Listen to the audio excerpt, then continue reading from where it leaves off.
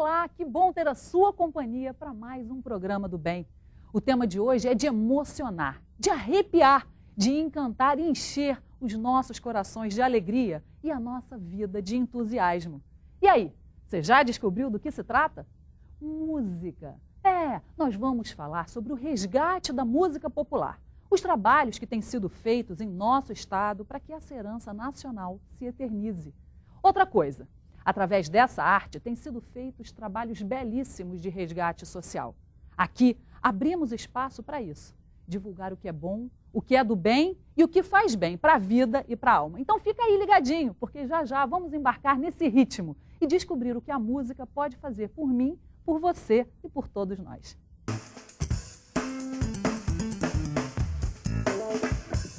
O Responsa está de volta. E para você que acompanha o nosso programa, já sabe que estamos lançando o prêmio Responsabilidade, a gente faz o mundo melhor. O prêmio vai incentivar, reconhecer e destacar anualmente as melhores práticas de responsabilidade social que contribuem com o desenvolvimento de uma sociedade sustentável, justa e viável. O Instituto vai oferecer ainda mais oportunidades para que os setores de responsabilidade social das organizações desenvolvam novos programas que possam tornar-se exemplos de cidadania para toda a sociedade. Então informe-se, responsabilidade.org.br ou liga para a gente, 2221-4300. Hoje vamos entrevistar Rubem Pereira, o Rubinho. Olha quanta coisa ele é. Ele é diretor do Departamento Histórico da Sociedade Musical Nova Aurora. Também é integrante do coletivo Só Pra Moer e presidente da Associação Civil, que é uma OCIP, a Usina de Fomento Cultural. Agora, ele é idealizador e diretor artístico do Festival Cultural Benedito Lacerda e o melhor de tudo, diretor cultural da ABB Macaé, com quem a gente conta com a ilustre presença do nosso presidente, o Leobino, e a sua esposa, que nos dá o prestígio e a honra de estar aqui no nosso estúdio hoje, né, Rubinho? Isso aí. Que beleza a gente poder... Você vem atrás do presidente junto contigo. É um grande prazer estar aqui nesse programa que distribui pelo Estado aí a divulgação, né, da atuação da comunidade. É isso mesmo. É um prazer enorme estar aqui, muito grande mesmo. Prazer é todo nosso. E você que é um macaense nato, né, e a gente que ama tanto essa terra. Então conta pra gente, você tem um currículo que, caramba, eu fiquei aqui 1 minuto só lendo todas as suas atribuições. Como é que isso começou? O que te motivou para você montar essa OCIP? Olha, isso começou com uma atuação como músico mesmo, né? Uhum. Eu sou músico e a minha família em Macaé é muito ligada à memória. O meu avô foi o primeiro bibliotecário de Macaé, né? Rubem de Almeida Pereira, também é Rubem ele. E ele era poeta, ele veio de Quissamã, ele é nascido em Quissamã, e ele levantou muito a memória de Macaé, a história da cidade, né? Ali nos anos 60, 70. Então, ficou muita coisa dele comigo, a paixão começou desde adolescente. E a gente foi levantando e vendo o quão rica era aquela cidade, né? Tem uma memória maravilhosa, social, cultural. E aí a gente foi querendo criar mecanismos de divulgar isso. Uhum. Então, inicialmente nós fizemos de maneira... Informal. Como pessoas físicas, informalmente, pessoa física, tirava dinheiro do nosso bolso, não tinha muito patrocínio. Porque você é violonista, no caso. Exatamente, é. Aí você tocava violão. A gente reunia os músicos para tocar, a gente começou fazendo os 98 anos de Benedito Lacerda. Sei. Aonde? Na praça? Lá em Macaé, na Nova Aurora, que é uma banda que está fazendo agora 145 anos. Olha que bacana. Sobreviventes, né, na verdade. Exatamente. É uma banda de Macaé, assim, respeitada no estado todo, já ganhou concursos nacionais. É uma banda civil, né? A Sociedade Musical Nova Aurora.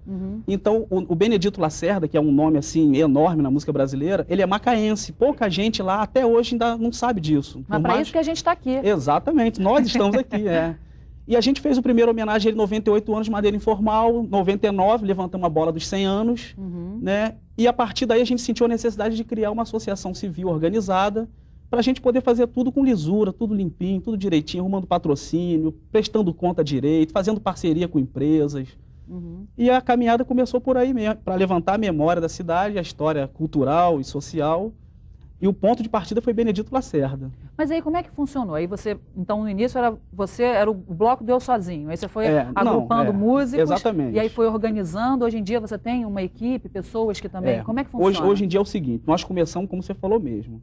Eu ligava para os amigos músicos e falava, está acontecendo tal coisa, tem tal data de memória muito rica para acontecer e não podemos deixar passar em branco. Vamos fazer um sarau em homenagem a Benedito? Então os músicos, a gente se reunia e ia. Hoje em dia, como associação civil, nós já temos, por exemplo, uma parceria com a UF de Rio das Ostras, o campus de Rio das Ostras, que tem um curso de produção cultural. Então, todos os formandos de lá estão de 8 meses para cá, estão fazendo parte da usina, estão podendo ser estagiários. Para se formarem tem que fazer um estágio, tem até uma lei dessa também. Sim.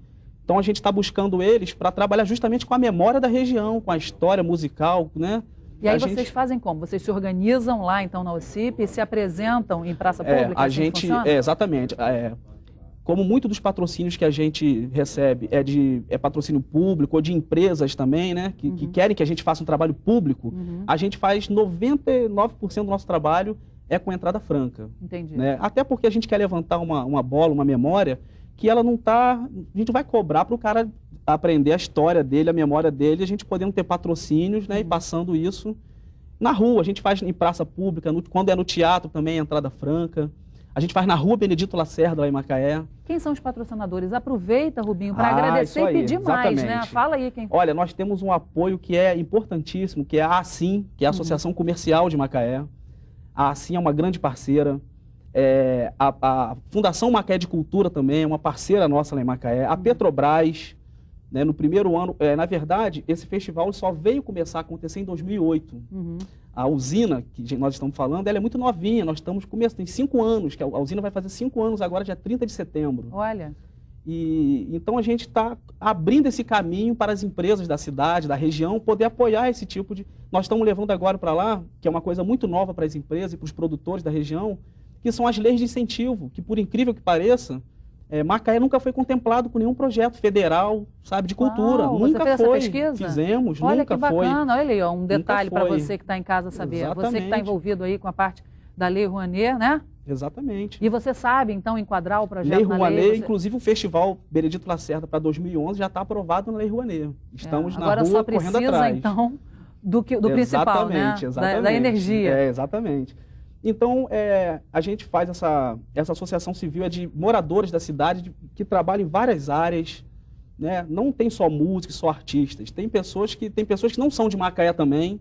Inclusive, algumas pessoas muito atuantes não são de Macaé. São apaixonados, foram morar lá já há 20 anos e tal, e adotaram a cidade, né? Que nem eu, né? Que sou uma macaense Exatamente. de coração. Eu falo pro pessoal o seguinte, o futebol, por exemplo, nasceu na Inglaterra.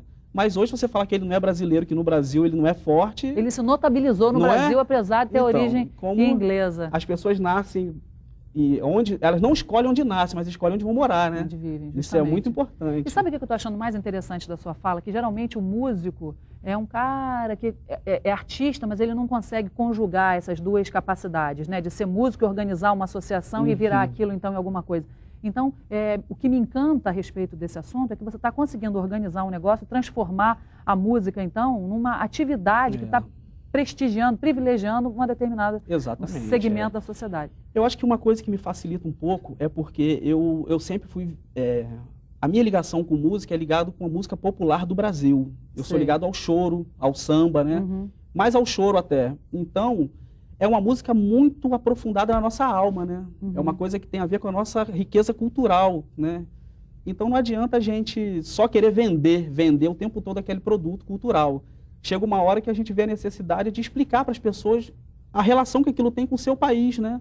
O choro, que é um gênero musical brasileiro tão rico, que hoje, pelo mundo todo que você vai, o choro está sendo assim, estão levantando ele ao ápice da melhor música do mundo, né? Era brasileiro, nasceu no Rio de Janeiro, né? Nasceu na classe mais pobre do Rio de Janeiro, que eram os trabalhadores da Estrada de Ferro Central do Brasil e dos Correios, né? Eram trabalhadores públicos que ganhavam ali seu salário mínimo. Nos salões da corte era tocada a música lá para Dom João VI, Dom Pedro II, Dom Pedro I, Dom Pedro II.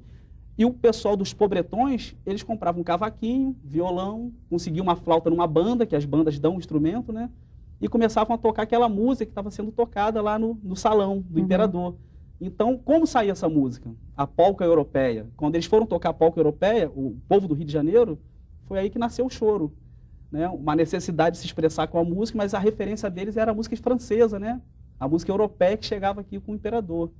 Então, é uma história riquíssima, que a gente tem que contar essa história. Traduzindo em miúdos, significa que, então, como eles tocavam com determinados instrumentos e eles convertiam isso para instrumentos mais brasileiros, então o ritmo ficou diferente, é isso? Eles tocavam... quer dizer, até pela vivência deles, né, eles não tocavam exatamente como os europeus, mas tocavam aquele repertório... Inspirado? Tocava o repertório dos europeus, mas não tocava como os europeus tocavam. Acabava botando o balancinho, que é o balanço que nós temos na nossa música. Da brasilidade que você está dizendo, né? Do ritmo, da ginga que a gente tem, que deveria talvez até misturar com um pouco do resquício da capoeira. Esse pessoal andava muito junto, ali no século XIX, 1880... quando acabou a Guerra do Paraguai, a Guerra do Paraguai começou em 1865. Então, os batalhões de todo o Brasil foram reunidos no Rio de Janeiro para poder ir para o Paraguai fazer a guerra. Esses batalhões eram formados, em sua grande maioria, por músicos.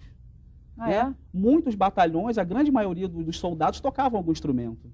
Então, essa Guerra do Paraguai, quando acaba, esses batalhões que vieram de todos os estados do Brasil, do Pará, do Sul, de todos os cantos, eles se concentraram no Rio de Janeiro, alguns não quiseram voltar para suas cidades, ficaram no Rio. E a data assim, que a gente tem marcada como nascimento do gênero choro é exatamente 1870, que é quando acaba a Guerra do Paraguai, e esses músicos de vários estados diferentes, que estavam convivendo juntos, já chegaram aqui e já colocaram um cenário de música na cidade, que era conhecido como a cidade dos pianos, né, o Rio de Janeiro, por conta desse pessoal que veio da Europa com o imperador para cá e trouxe muita coisa da cultura europeia. Só que era uma cultura refinada e muito fora da realidade dos trópicos, né? Então a turma lá dos soldados, a turma que morava no início das favelas, né? Na aldeia campista, né? Que hoje é ali onde fica a prefeitura, essa turma toda, eles se juntaram no Rio e viram que estava nascendo um gênero novo de música. Não era música clássica, o machixe, inclusive, nasce aí nesse tempo, que eram os músicos populares. Eles começaram a ver que o pessoal que andava com eles nos bailes deles dançavam a polca de uma maneira que não era como os europeus dançavam a polca. Né? Os europeus davam mão um de frente para o outro e pulavam, né, dançando polca. E o pessoal não dançava abraçado, dançava até mais sensual. Né? Entendi. Daí o machixe nasceu daí.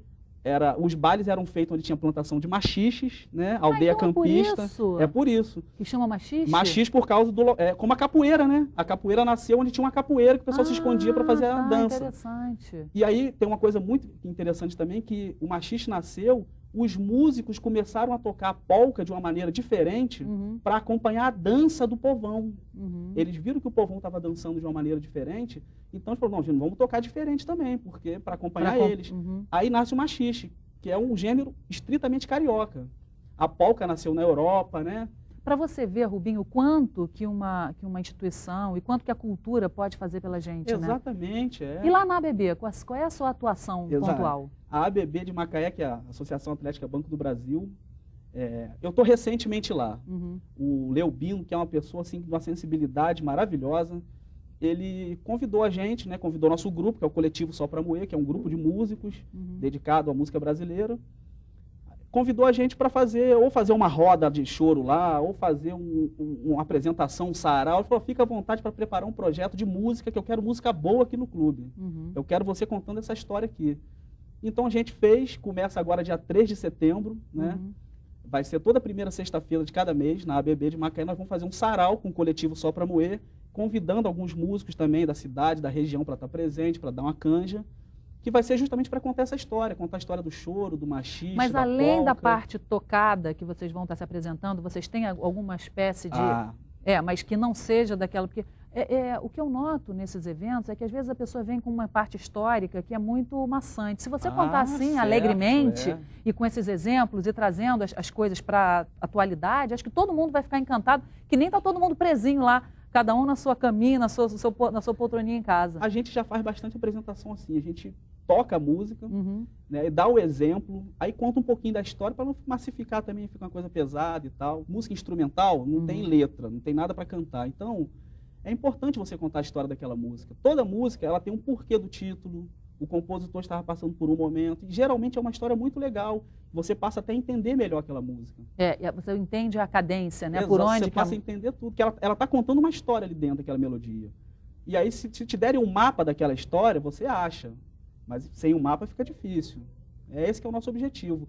Então, a partir desse convite dele, que na verdade o convite do Leobino na ABB, foi para o conjunto. Ele convidou o conjunto para fazer uma apresentação.